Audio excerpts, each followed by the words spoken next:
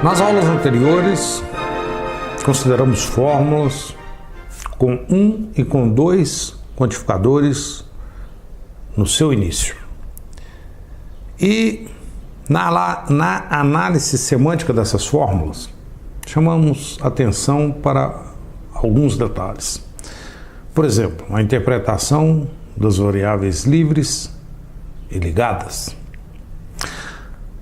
Como aplicar uma regra que determina a semântica de um quantificador, ter um resultado e logo em seguida, em cima desse resultado, aplicar uma outra regra que determina a semântica do próximo quantificador. Pois bem, vimos e chamamos a atenção de tais fatos. Nessa aula, nosso objetivo é chamar a atenção de um outro detalhe. Imagina uma fórmula que logo ali no seu começo tem 3 quantificadores. No desenvolvimento da sua interpretação, como se relaciona a sequência desses quantificadores com a sequência das extensões que aparecem nas interpretações? O nosso objetivo é analisar tais relações. Considere a fórmula: para todo x existe y, para todo z pxy. Essa é uma fórmula bem simples e que no seu começo possui 3 quantificadores. O nosso objetivo nesse exemplo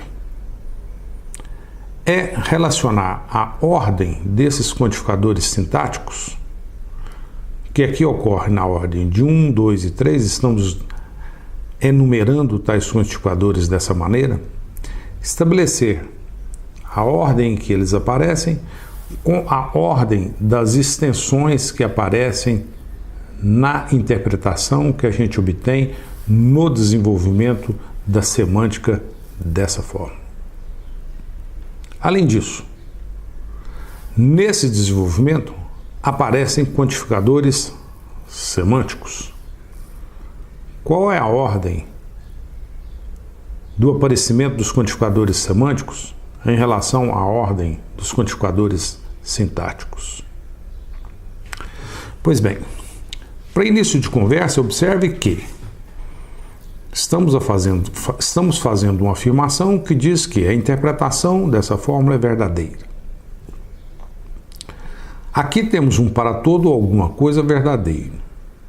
Mas para que um para todo alguma coisa seja verdadeiro, isso equivale a dizer, pelas regras semânticas, que para todo elemento do domínio, quando esse x é interpretado como sendo D, a interpretação do resto da fórmula é verdadeira. No desenvolvimento, aparece aqui a necessidade de interpretar um existe como sendo verdadeiro. Aí então aplicamos uma outra regra semântica, que é a regra do existe alguma coisa verdadeiro. E para que existe alguma coisa seja verdadeiro, um existe y, é necessário que exista um C no domínio, tal que, quando esse Y é interpretado como sendo esse C, a interpretação do resto, que aqui no caso é um para todo Z, px, y, z, a interpretação do resto é igual a verdadeiro. Vamos continuar desenvolvendo. Agora, nesse ponto, temos a interpretação com 2 extensões de um para todo Z, alguma coisa, verdadeiro. Mas a interpretação de um para todo Z, verdadeiro, pelas regras semânticas, equivale a dizer que, para todo E do domínio, quando esse Z é interpretado como sendo E, a interpretação do resto, que nesse caso é esse átomo, é verdadeiro. Pois bem, observem o que está ocorrendo. Aqui temos quantificador sintático 1, quantificador sintático 2 e o quantificador sintático 3. E aqui temos 3 extensões. A extensão x, sendo interpretado como d, ela é uma extensão proveniente da interpretação do primeiro quantificador. A extensão que define que y é interpretado como c é uma extensão proveniente da interpretação do segundo quantificador.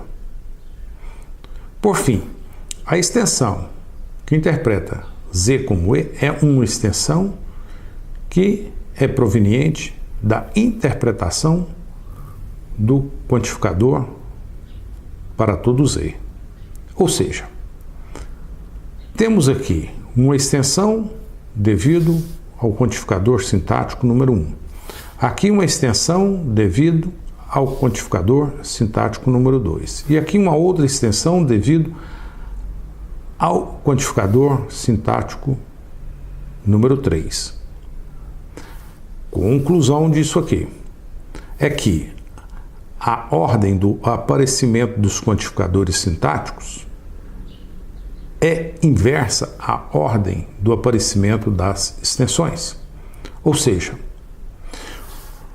o quantificador mais externo determina a extensão mais interna e o quantificador mais interno determina a extensão mais externa. Por outro lado, temos aqui um quantificador semântico devido ao quantificador sintático número 1. Aqui um outro quantificador semântico devido ao quantificador sintático número 2. E por fim, um outro quantificador semântico devido ao quantificador sintático número 3. E a conclusão que temos é que a ordem do aparecimento dos quantificadores sintáticos é a mesma ordem do aparecimento dos quantificadores semânticos. Esse para todo se deve a esse quantificador sintático, esse existe se deve a esse quantificador sintático e, finalmente, esse para todo se deve a esse quantificador sintático. Conclusão dessa análise: quantificadores semânticos aparecem na mesma ordem dos quantificadores sintáticos. Extensões aparecem na ordem inversa dos quantificadores sintáticos. Vamos usar o resultado que acabamos de ver em uma aplicação. Uma aplicação que interpreta uma fórmula da lógica de predicados. Seja aí uma interpretação sobre Q estrela. Q estrela é o conjunto dos números racionais diferentes de zero. E essa interpretação interpreta A como sendo 1, B como sendo 25, X como sendo 13 e Y como 77. Além disso, interpreta F como sendo a divisão e P como sendo menor que, é o predicado menor que. Considere então a fórmula H5, que é essa fórmula aqui. Observe que temos aqui dois quantificadores na mesma variável. Afinal, essa variável ela é interpretada semanticamente conforme o existe ou conforme o para todo? É essa a questão que estamos querendo responder nesse exemplo. Dois quantificadores na mesma variável. Isso significa dizer que esse y é uma variável livre e esse x é uma variável ligada. Pois bem, temos aqui inicialmente um para todo alguma coisa verdadeiro. Mas um para todo alguma coisa verdadeiro, do ponto de vista das regras semânticas para a interpretação dos quantificadores, equivale a dizer que para todo o D do domínio, o domínio agora é Q estrela, quando esse x é interpretado como D, a interpretação do resto, que é o existe x pxy, é verdadeiro.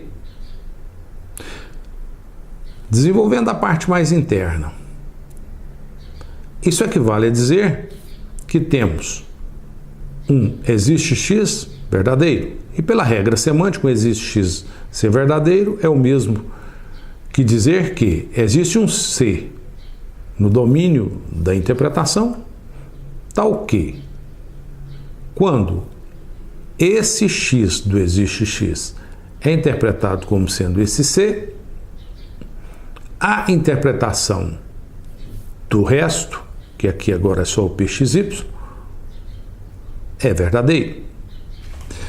Pois bem, agora nesse ponto aparece algo importante. Esse x é interpretado como sendo D ou como sendo C? Pela definição de extensão de interpretação, essa extensão tem precedência sobre essa. Então, esse x vai ser interpretado como sendo C. O P vai ser interpretado como sendo menor. E o Y? O Y é interpretado como sendo 77. Então,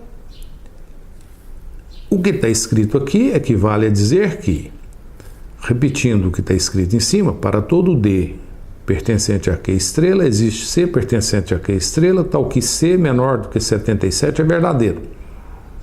Mas aqui não tem nada escrito que está se referindo a D. Então podemos suprimir isso que está escrito aqui. Essa afirmação equivale a dizer isso aqui. Existe C nesse domínio, tal que C menor que 77 é verdadeiro. Observe que essa é uma afirmação verdadeira. Ela sendo verdadeira, a gente conclui que H5 é realmente verdadeiro, conforme a interpretação I. Mas o importante observar aqui é o seguinte: C, existe C, esse é um quantificador semântico que se refere ao quantificador mais interno. Outra coisa, a extensão que interpreta x é uma extensão que se refere ao quantificador mais interno. Conclusão: quem quantifica a variável x é o quantificador mais interno, porque é ele que define a extensão mais externa, e é a extensão mais externa que interpreta a variável x. Suponha a fórmula H6, que é a fórmula na qual invertemos a ordem desses quantificadores na fórmula H5. Temos aqui agora, existe x para todo x. Desenvolvendo essa afirmação, observe o seguinte: primeiro, temos um existe verdadeiro. Quando é que um existe é verdadeiro? Quando existe um D no domínio, tal que quando esse x é interpretado como sendo D, a interpretação do resto é verdadeira. Agora temos aqui um para todo alguma coisa verdadeiro. Pelas regras semânticas, um para todo é verdadeiro quando para todo C do domínio, estamos colocando C aqui para não confundir com D, para todo C do domínio, quando esse x desse quantificador para todo é interpretado como sendo esse C, a interpretação do resto, que é isso aqui, é verdadeira. Vamos agora interpretar. Esse y é interpretado como sendo 77. Não tem extensão em y. E o x? Pela extensão mais à esquerda. Então, o x é interpretado como sendo C. Então, essa afirmação equivale a dizer: existe um D no domínio, tal que para todo C no domínio, C menor que 77 é verdadeiro. Como não tem nada falando sobre D aqui, vamos suprimir o que essa parte da sentença que fala sobre D. E o resultado é que isso equivale a isso. Para todo C no domínio, C menor que 77 é verdadeiro. Mas essa afirmação é afirmação falsa. É falso dizer que todo elemento dos racionais é menor do que 77. É falso dizer que é verdadeiro que todo C racional é menor que 77. Conclusão: como essa afirmação é falsa, a afirmação inicial também é falsa, ou seja, a interpretação de H6 é falsa. O que devemos observar aqui? É que esse x está sendo interpretado conforme a extensão mais externa, e a extensão mais externa é determinada pelo quantificador mais interno. Ou seja, esse x é quantificado pelo para todo. Observe a diferença entre essa afirmação e essa. Observe que aqui o quantificador mais interno é o existe, e aqui aparece um existe. Observe que aqui o quantificador mais interno é o para todo, e aqui aparece um para todo. É por isso que essa afirmação é verdadeira e I de H5 é verdadeiro. E aqui, como tem um para todo, por isso essa afirmação é falsa e o I de H6 é falso. Conclusão. Em H5, x está ligado ao quantificador, existe x, que é o mais interno. Em H6, x está ligada ao quantificador para todo x, que é o mais interno. Portanto, é a extensão mais externa que interpreta x. E por que é a extensão mais externa que interpreta x? Porque é ela que é determinada pelo quantificador mais interno. Para finalizar, observe que tem várias informações aqui que não usamos. Não usamos essa informação não é usada porque o x é ligado. Essa informação y, interpretado como 77, é usada. Essa informação não é usada. E essa informação é usada. Então, a variável livre é interpretada de forma independente. E a variável ligada é ligada ao quantificador mais interno. Olha, legal, né? Quer dizer que se temos vários quantificadores na mesma variável, a variável que está, digamos, no escopo de todos esses quantificadores, ela está ligada ao quantificador mais interno, aquele que está mais próximo dela. Importante observar isso, para que não façamos, digamos, confusão a respeito dos quantificadores. Afinal, se tem vários quantificadores na mesma variável, quem de fato está quantificando tais variáveis?